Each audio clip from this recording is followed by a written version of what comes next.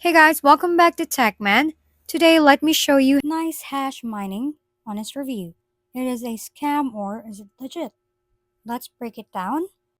NiceHash is a Slovenia-founded crypto mining marketplace launched in 2014, where users can buy or sell hashing power to mine cryptocurrencies like Bitcoin.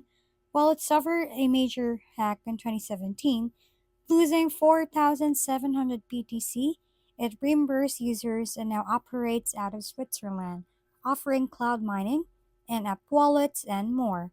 On the plus side, it's beginner friendly, doesn't require specialized hardware, and payouts can arrive in as little as 6 hours.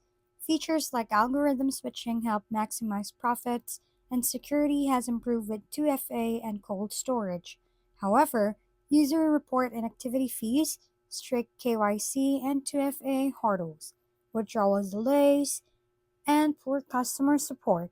So, is it a scam? Not exactly.